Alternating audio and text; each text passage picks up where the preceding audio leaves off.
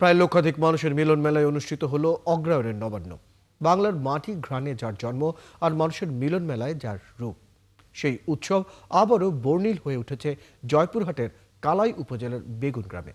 মোয়াজ্জেম হোসেনের তথ্য ও ছবিতে প্রতিবেদন।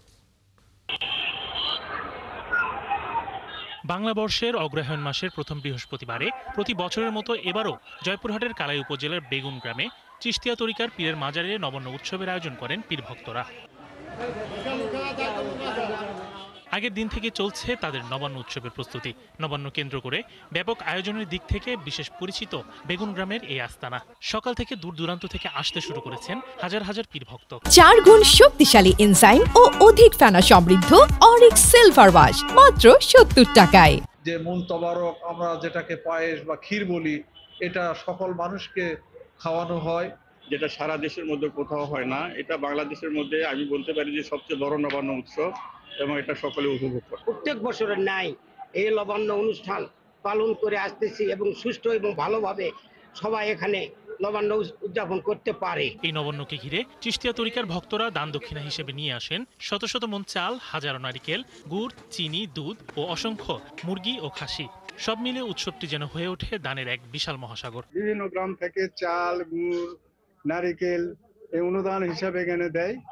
সেখান থেকে খাদ্য পাক করে আমরা হাজার হাজার লোককে খাওয়াই। হাজার হাজার মানুষ এখানে সকলের সাথে আমাদের আহ্বান করা হয় এবং সকলের সাথে একটা মিলন করা হয় এবং অনেক হাসি, আনন্দ, সুখ, দুঃখ সকল কিছু মিলে আমরা প্রত্যেকটা ভাইয়ের সাথে এখানে আমরা মিলন হই। শত শত মন চাল জাল করে খাওয়ানো হয়।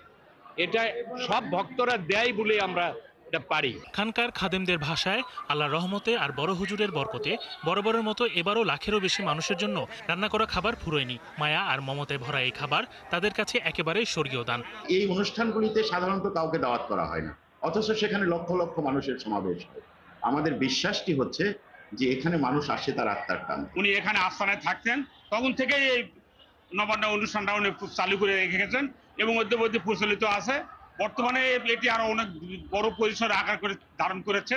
আমার মনে হয় বাংলাদেশের মধ্যে সবচেয়ে সর্ববৃহৎ নবান্ন অনুষ্ঠানই এইটা।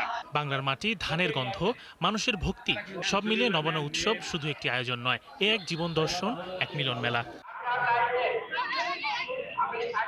শরীফ আজাদ প্রীতম, ৭১।